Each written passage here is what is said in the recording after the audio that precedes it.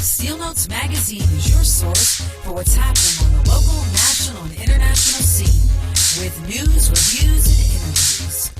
Get more notes per measure at Steel Notes Magazine. You're listening to Music 101 with your host, Alexxis Steele.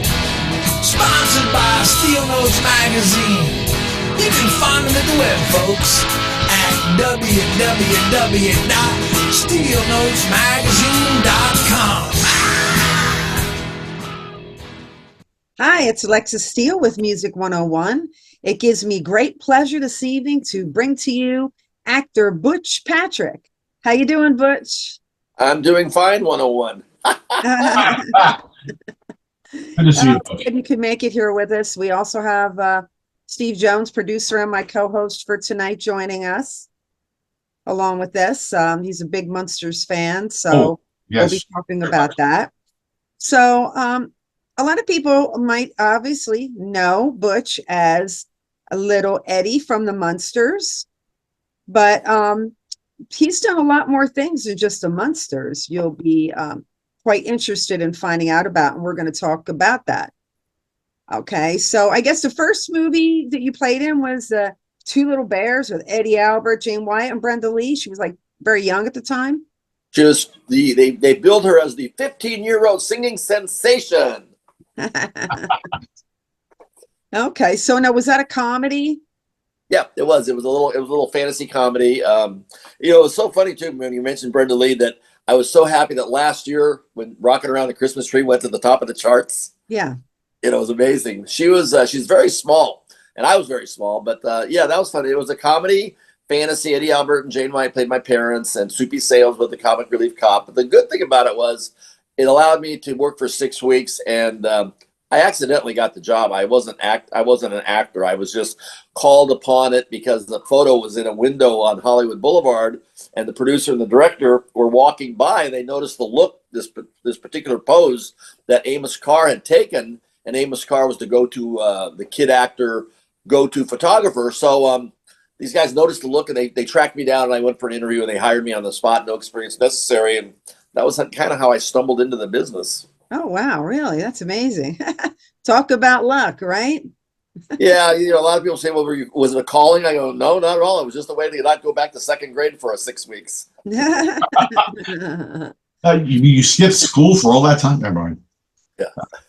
So tell me, and so Butch, you had a sister, right? That was she? I still have a sister. Well, I'm sorry, you have a sister that you did the photo shoot. That's the one you're talking about? That picture, right? That ended up on Hollywood Boulevard. Now, did that have anything to do with you getting the Munsters, the Eddie Munster thing, or I saw it was something because you had the natural set of fangs, and you thought maybe that was the reason why? It probably did not hurt. The Munsters came see, I was never an actor. I was just a kid that was comfortable around adults and took direction well. And, but I was never it was never a calling for me. It was more of, like I say, something not to go back to public school and make some money. And I knew the money would come in handy someday. I was pretty analytical for a 7-year-old. But the Munsters came about because literally between the Two Little Bears when I was 7 and the Munsters when I was 11, I did General Hospital. I did A Year of the Real McCoys. I did a lot of guest starring roles. But the Munsters was actually shot when I wasn't even in Hollywood. They actually did a pilot with a woman named Joan Marshall playing Phoebe Munster, not Lily, and another kid named Happy Durman. And the networks, when they saw the pilot, they greenlit the show, but they wanted to change the mom and the kids. So I was living in Illinois with my grandmother, because my mom married a baseball player who was traded from the Angels to the Washington Senators. So my whole family was back east. So they flew me in from Illinois. I went directly to the studio and put the makeup on and the ears and the shorts and tested with Yvonne DiCarlo. And they said, make arrangements, don't go back to Illinois, report to work. So at that point in time, I moved in with my uncle, and I hired a woman to take me to work and be my guardian. Oh, wow. Wow. Mm-hmm. Wow. That's amazing. Yeah. So that was for something that changed my life forever. It came about very, what's the word? It was like kismet. It wasn't planned. It just occurred, like a perfect storm. Right. You just like fell into it without even trying. Yeah, it was just happened to be. Mm-hmm. Oh, I'm sorry. Okay. Originally, Pat Priest didn't play the original role of Marilyn, right? No, Beverly Owen was the first. She did the first 13 episodes, and she was homesick and in love and very unhappy because her agent had told her just go out for a week, do the pilot. It'll never get picked up, and do it for the paycheck and the credit, and you'll be back in New York in a week. And lo and behold, the show became a hit. She moved in with Fred Gwynn and Fred and Foxy, Fred's wife, and was living out there. But she was just so unhappy. She just knitted and cried and knitted and cried. And Fred and Al went to the producers and said, you need to let her go home. This is like really harsh and unusual punishment. And the producers would hear none of it. They go, nope, she's an integral part of the show. You know, we're not going to risk losing a hit show over her wanting to go home. And they go, well, I'll make it easy for you. You let her go or we'll quit, and then you won't have a show at all. And then with that demand on Beverly's behalf, they let her go, and Pat Priest stepped in to do the next 57 episodes. And I don't think that the show really didn't miss a beat, because I don't think she fit in with the clothes and looked right similar than the original Beverly Owens. So it's like people didn't even notice. Yeah, the only difference that I noticed was the original 13 episodes, the structure of the show was much more about Marilyn being the front person and looking for love, and the family being secondary, and she loving the family, not noticing their flaws in their makeup. Mm-hmm. And when Pat Priest stepped in, the scripts were written a little bit differently, where it was more about the family, and Marilyn became less of a primary character. Right. Okay. You want to say something, Steve? Sure. I mean, you can talk about the Munsters forever, but my question, okay, do you feel that you got typecast on Eddie over the years? Because I know you did a lot of other roles, but did you ever feel that anchor? I mean, here I am going to talk about the Eddie, but it's a funny thing, and I'm not trying to correct you, but it's like the term typecasting would be used if I was trying to go over to Disney in my velvet shorts carrying my Woof Woof doll, trying to get jobs as Eddie Munster. The good part about Eddie Munster, once the makeup was off and I grew a couple inches and got a little older, nobody really even knew I was Eddie Munster. It was great. Well, I remember watching you in Lidville, and I didn't know it was you until I saw the thing, which I think it must have been awesome working with Charles Nelson Riley, and Billy Hayes, because I thought they were both great actors and actresses. You know, and I just enjoyed that. But I got to show you something here, because I am a diehard Munsters fan, and we're only a few years difference in age, but I grew up on your show. Okay. I met you, and I know you remember me because I was so unique, you know, only one amongst the thousands, but we met down in the Emmaus, PA at the Emmaus car show. And I was looking over the Munsters chariot. I guess that's what you call it, right? You signed one of these. Yeah. Okay. There's the average American family, right? Yep. And you signed another one of these. Okay. There you go. And a handsome dude right there in the front, right? Uh-huh. And, I don't even remember where I picked these things up, but I saw this and I just had to have it.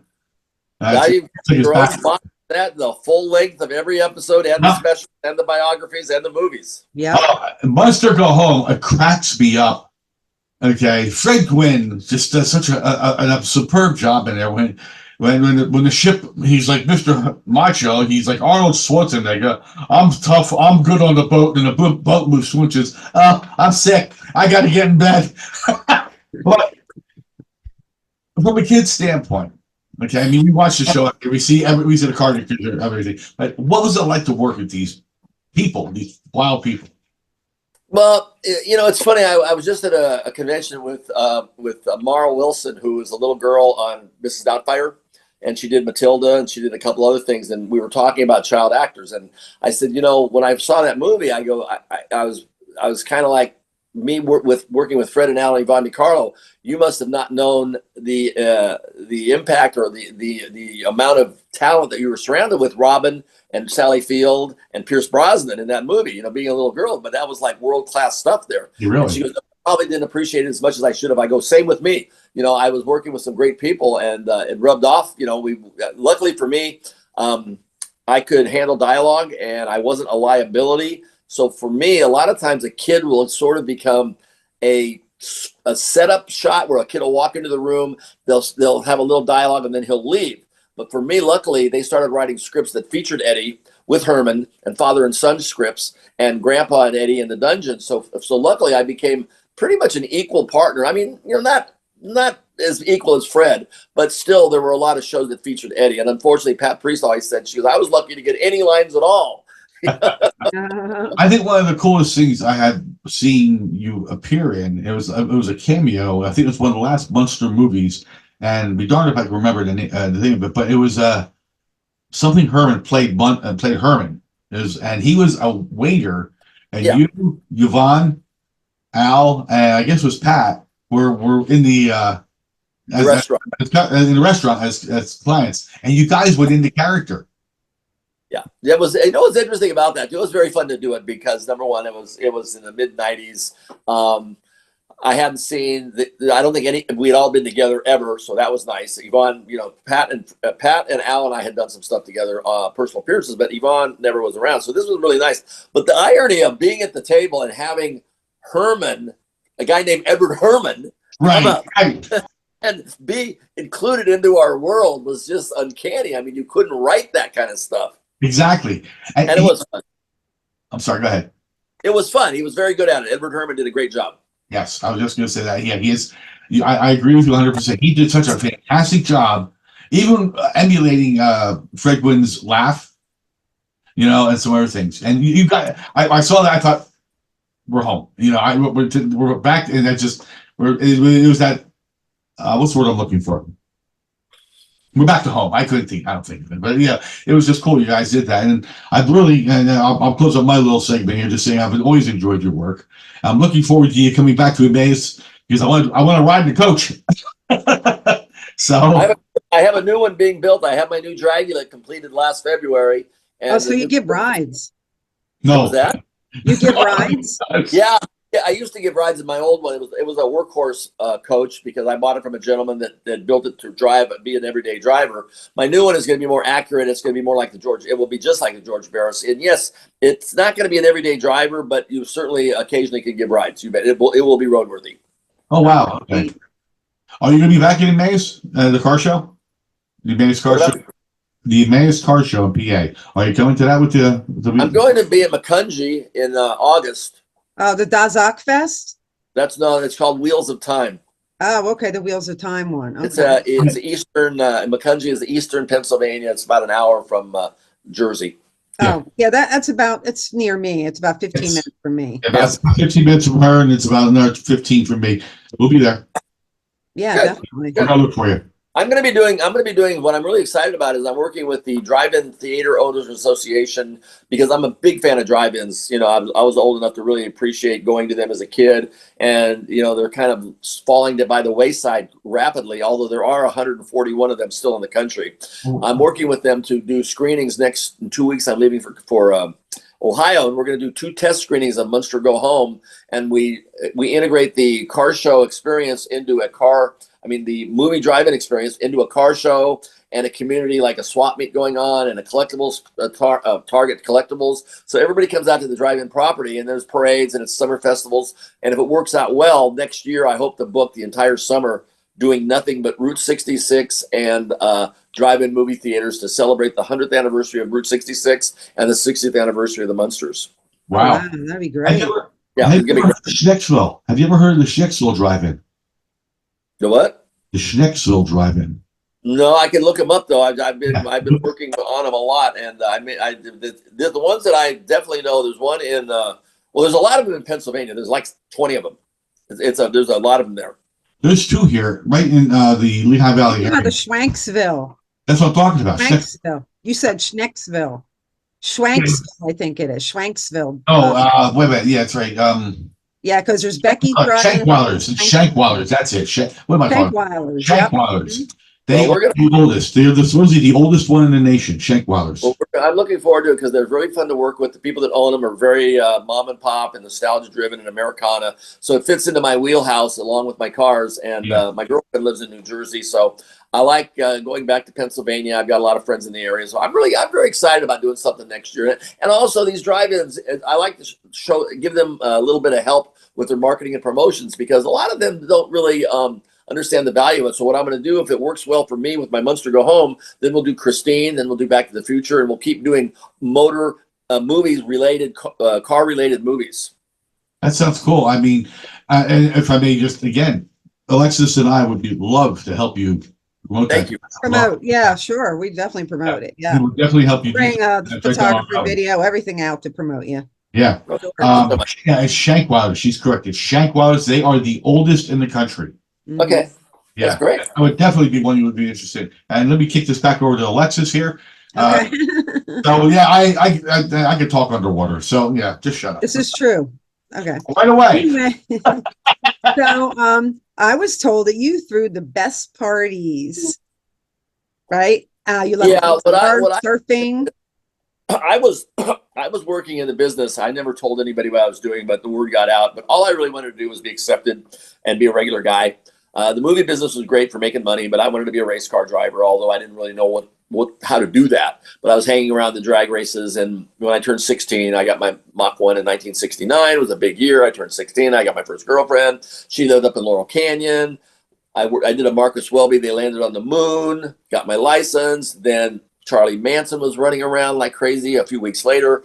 Horrible, but a weird time to be up in the sunset. In fact, when I watched the movie Once Upon a Time in Hollywood, oh my God, that was my period. I mean, that was literally everything that was going on. Was my aunt's maiden name was Spawn.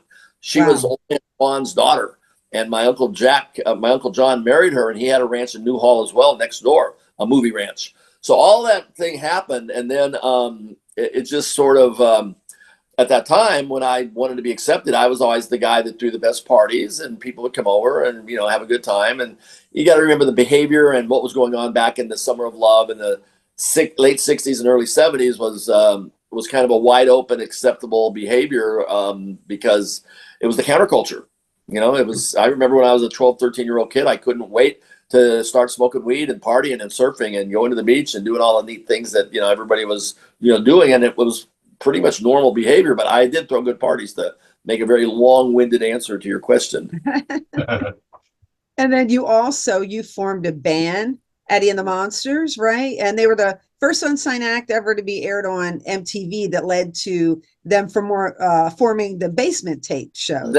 That is the MTV people may argue with that, but we did get on. We were unsigned. We were the first unsigned act. They did start the Basement Tapes right after that. I'd like to think that was the source of it. The thing that happened with before Eddie and the Munsters, that happened when MTV came on the air, and we decided we wanted to do rock videos. And I was like 28, 29 at the time. But when I was 18 or 19 doing Lidsville, the managers and producers of Sugarloaf wanted to create another teeny bop star since Bobby Sherman had been let go by Metro Media Records. Mm-hmm. They saw an opening they wanted to create a David Cassidy, Donny Osmond type thing going on. So they chose me to do records, singing. And I said, I don't sing. They go, it doesn't matter. We'll fix it in post, we'll overdub it.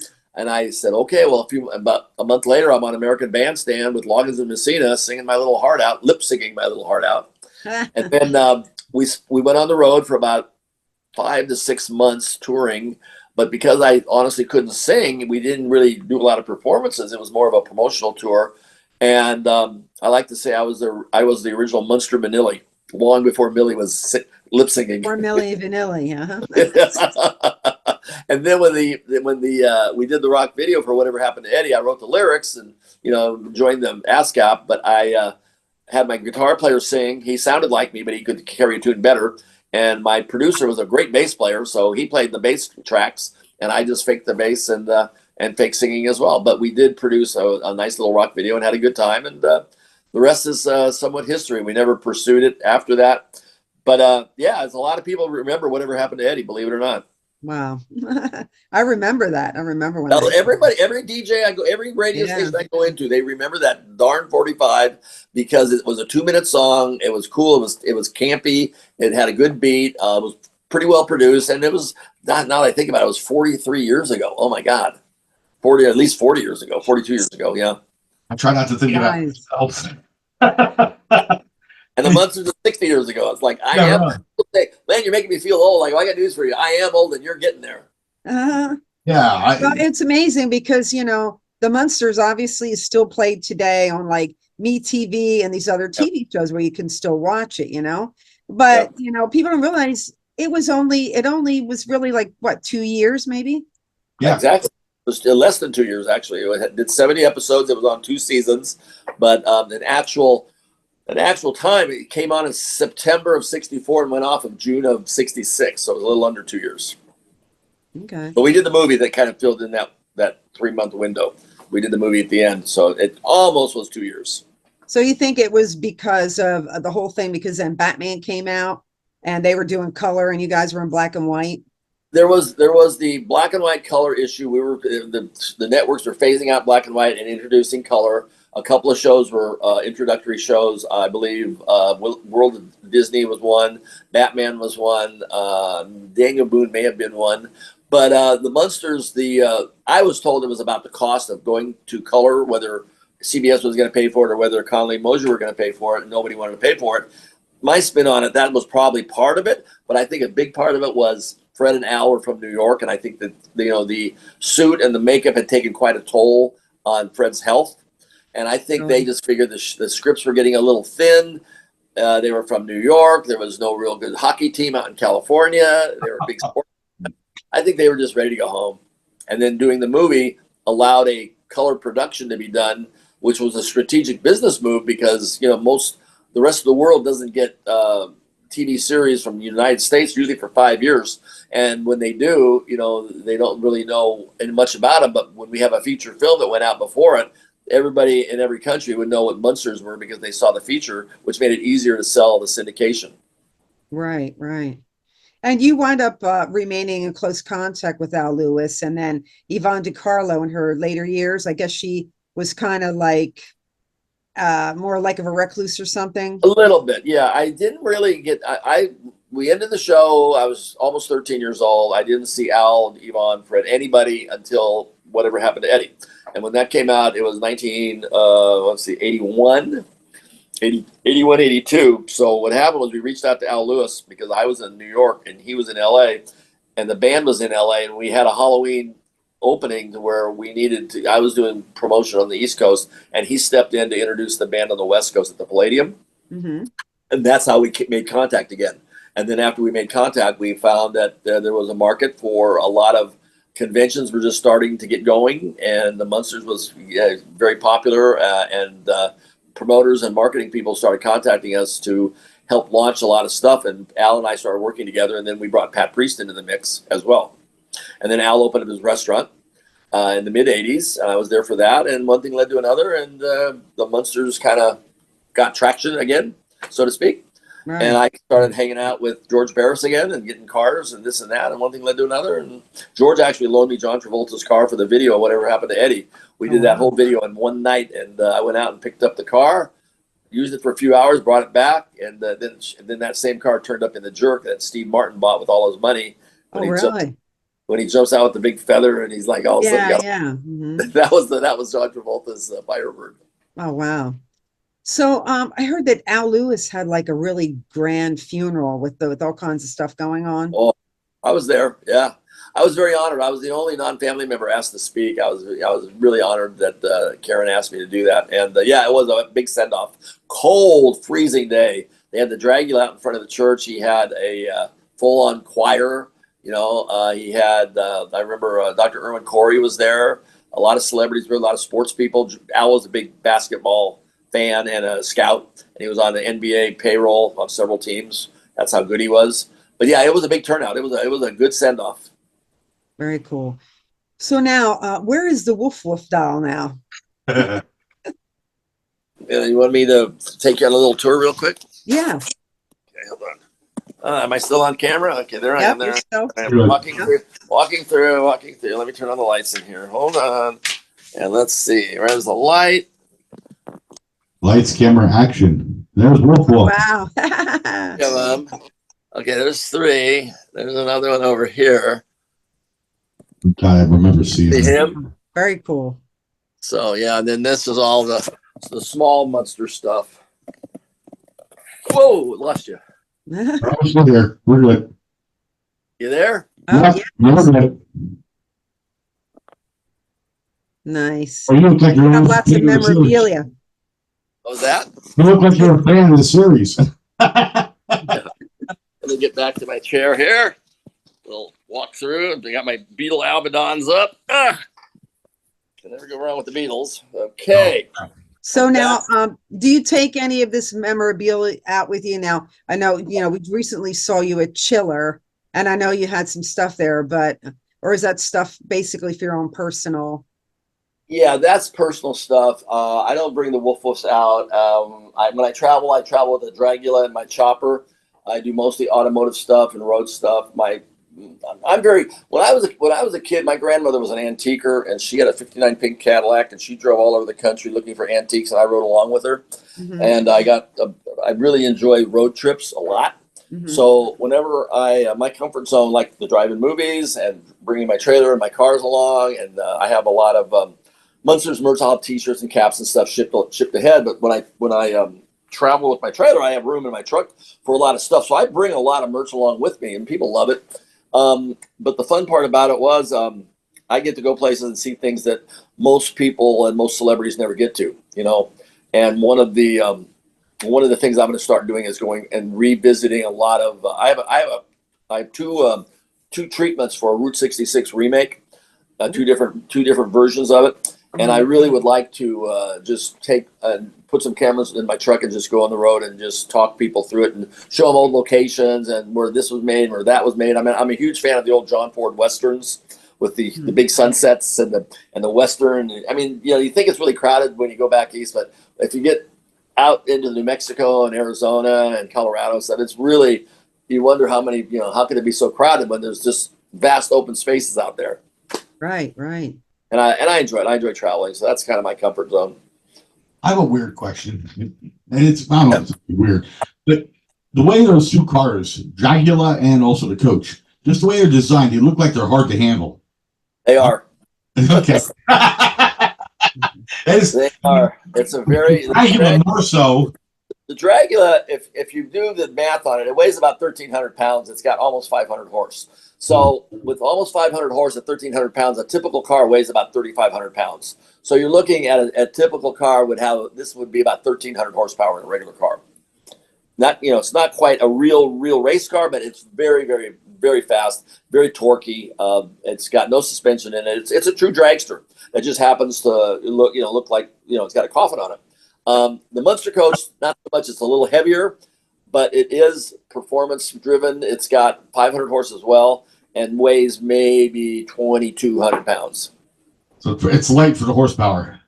Yeah, they get up and go, but the reason they're hard to drive is because of the steering rate, the turning wheel, and they weren't built by George Barris for comfort, and they weren't built to be easy to drive around because they look really cool, but they are a bear to drive. I remember the one episode where Herman goes for his driver's license, and I am in stitches in that entire episode, especially when he's with the old guy at the end. Him and Grandpa are in there. That old guy is hysterical. He blows the horn and he takes a phone call. Oh, that's a fire! And he goes crazy going out there. It is. I've watched this series probably repeatedly, constantly. I do it once a year just because I need to. It's just funny as hell. And it's really a magical situation because it's amazing because I get to meet people first, one-on-one at shows and stuff, and it never ceases to amaze me how warm and how happy the show has made so many people. I mean, I just showed up for work for a couple of years and didn't know anything, but for some reason, this show resonates into people's lives and into their living rooms and into their youth and their favorite memories with favorite family members. It's an amazing. I mean, there's a few shows like it, but not many. I mean, it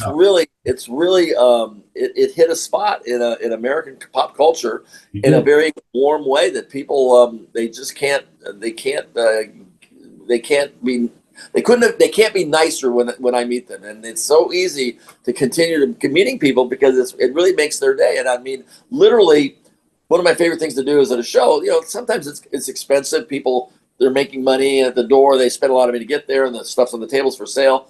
But literally taking a photo and spending a couple minutes talking to somebody about where they're from or whatever, and giving a couple stickers away to their kids, it goes so far. Sure.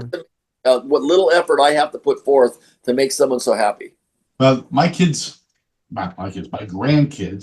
sorry, I didn't mean to make it creak, but my grandkids are watching it with me sometimes, and they think it's hysterical. You know, No, Herman comes on to they get a laugh out of it. They love it.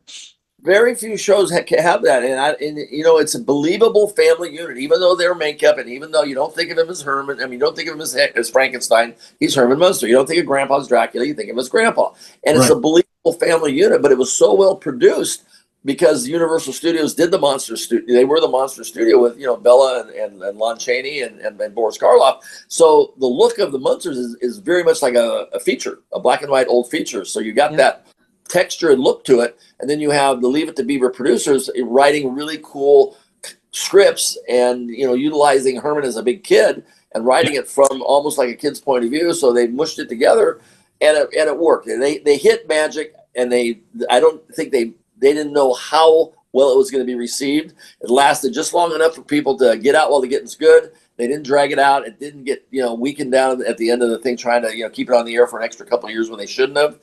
And it always reminds me of like the Beatles behind me. You know, they were only around for 4 or 5 years, but look at the quality of the music that we still listen to on a daily basis. Right, and still going on to this day that most bands say the Beatles were their inspiration, that why they wanted to play, you know? You know, I mean, sometimes, and a lot of good shows only ran 2 or 3 years. Star Trek, Gilligan's Island, The Honeymooners. There's a lot of shows where short runs were not a curse. In fact, I think maybe it was even a blessing.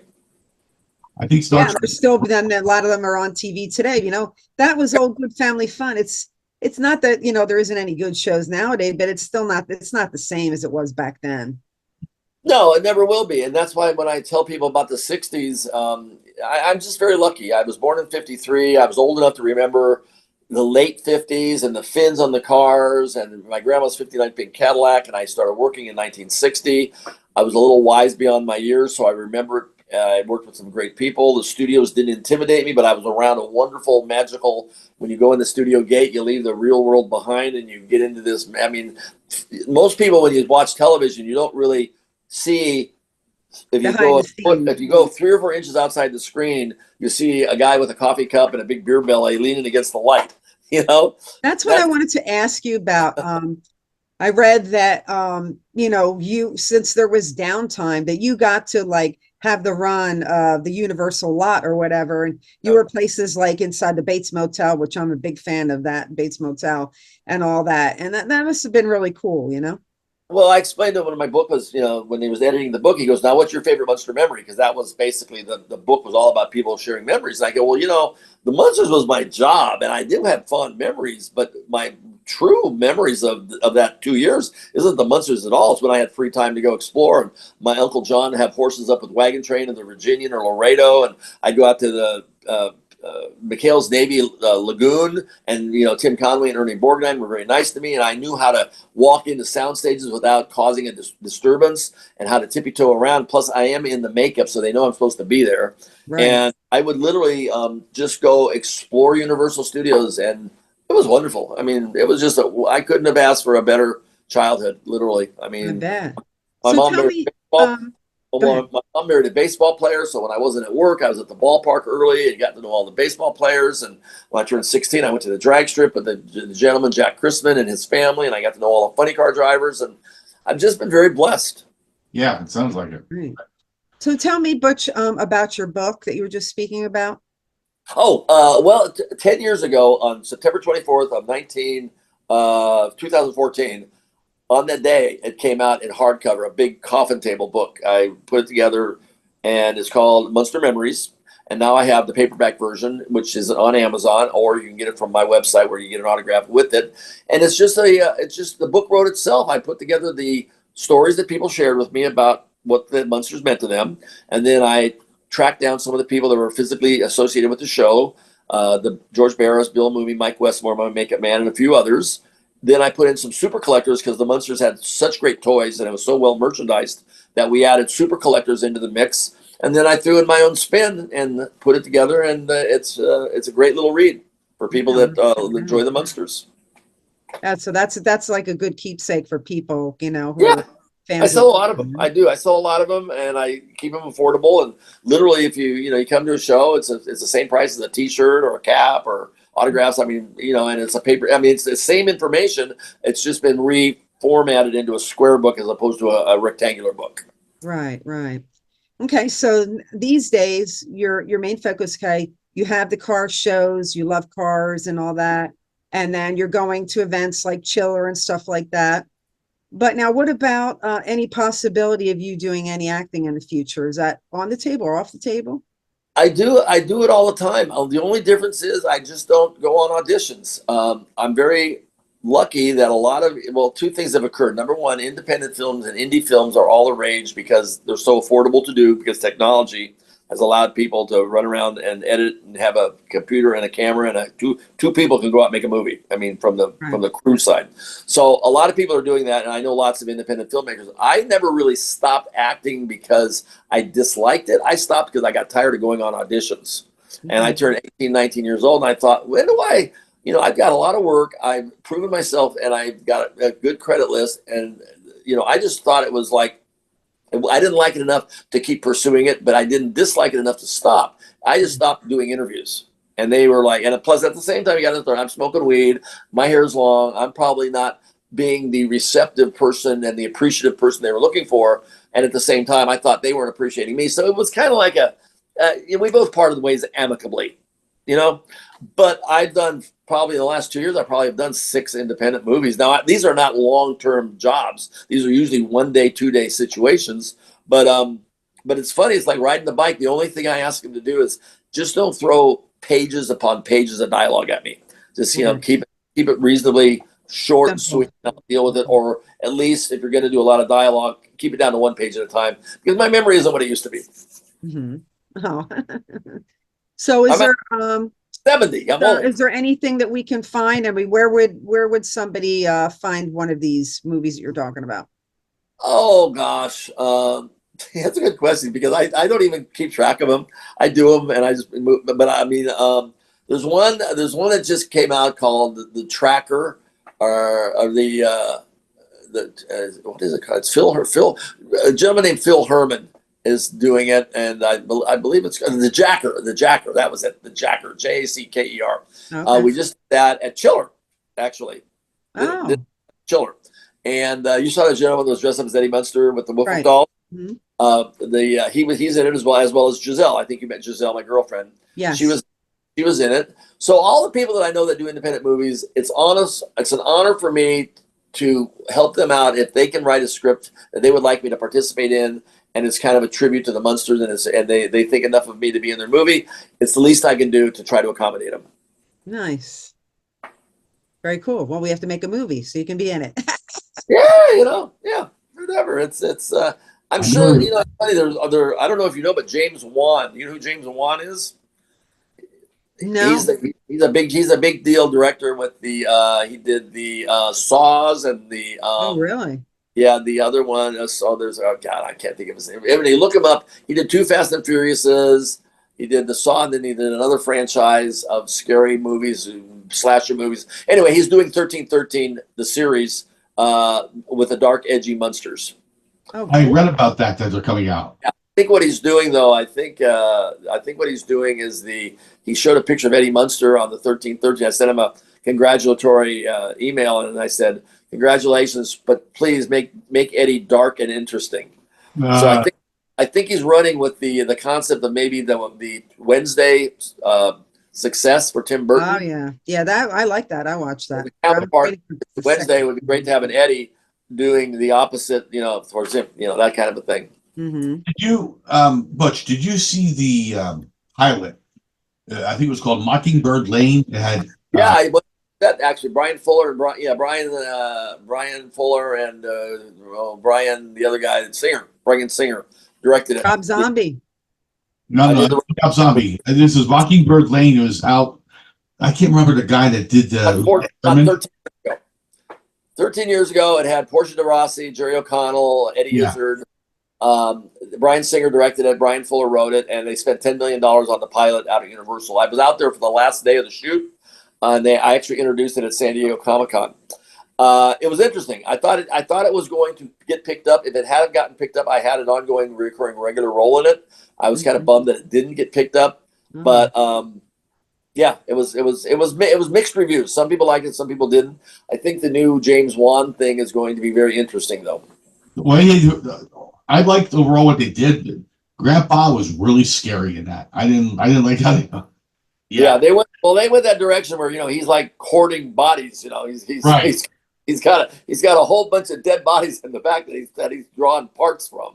Right. Lily was kind of cool the way they did her. Jerry was neat because he was a normal person, but then when they replaced his heart, he gets out a staple gun. Boom, boom. No, it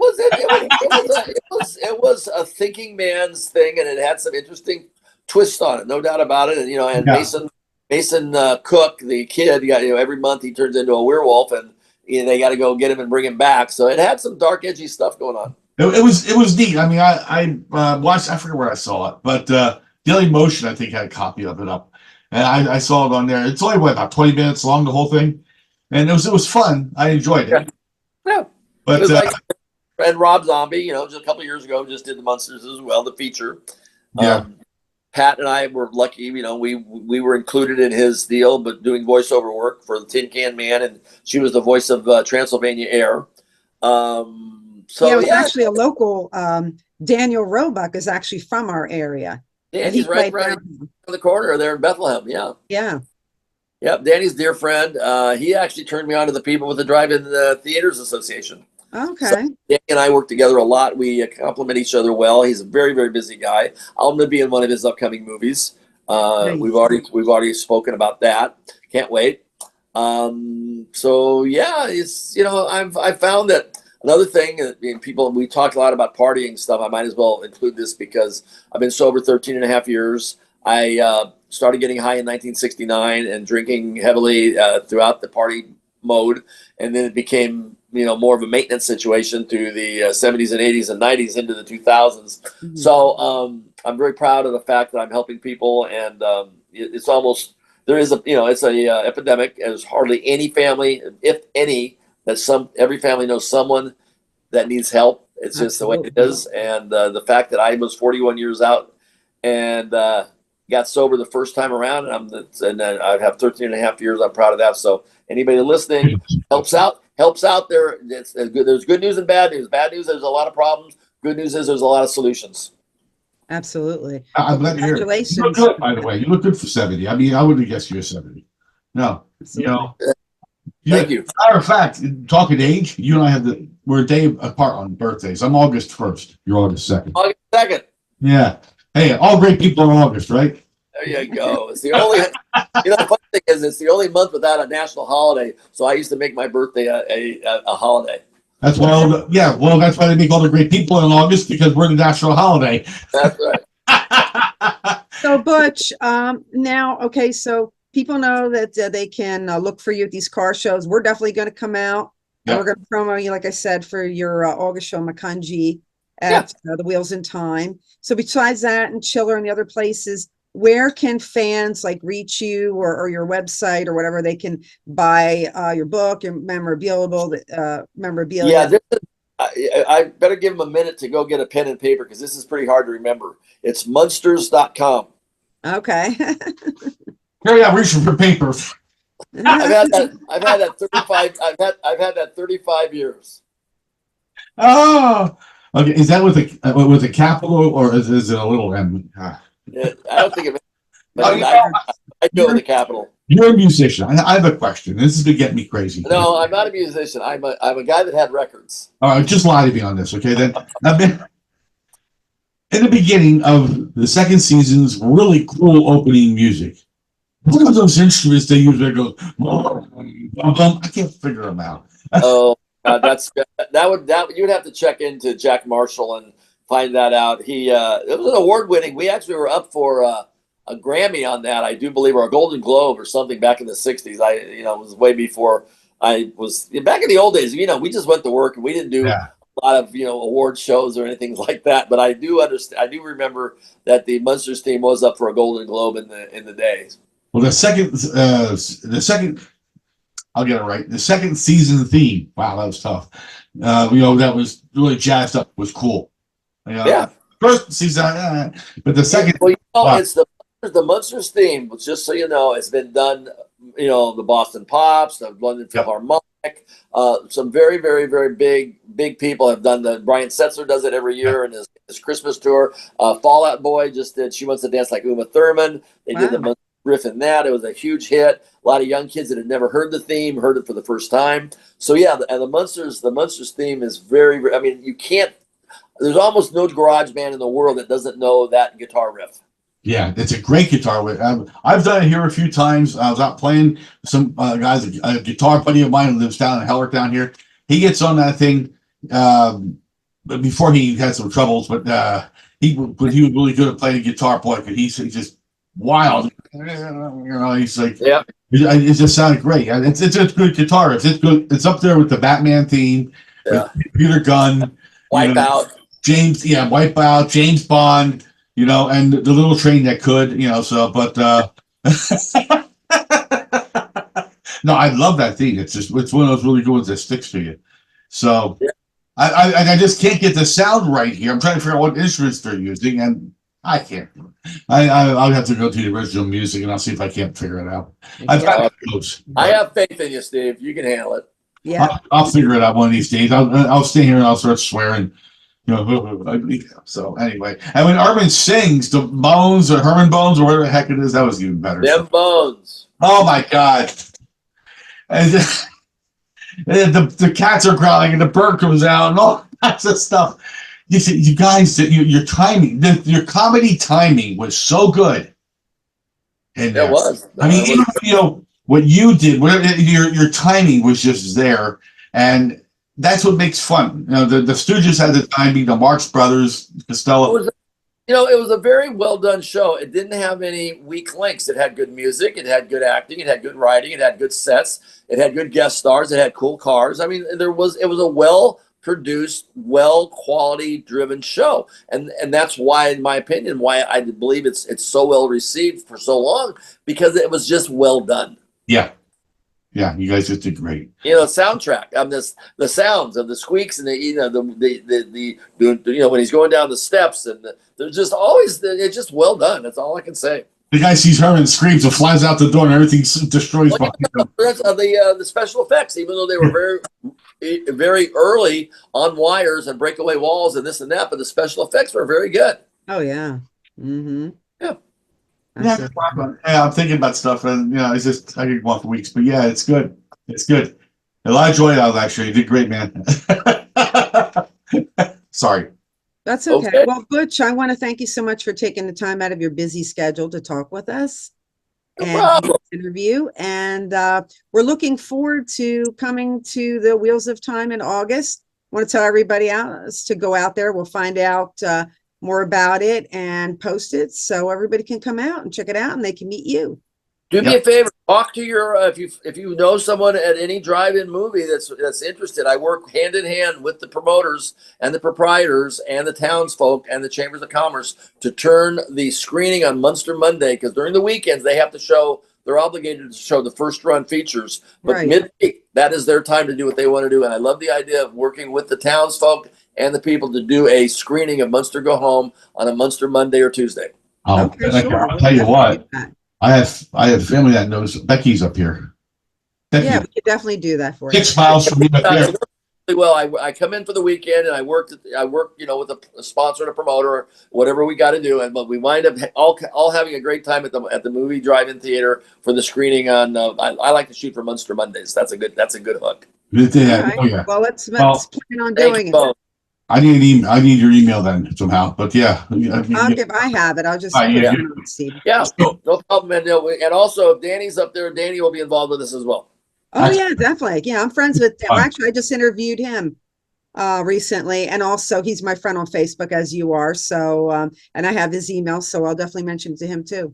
I think you're my friend, Eddie. I got Eddie. Butch, I think you're my friend on Facebook. Maybe you're not.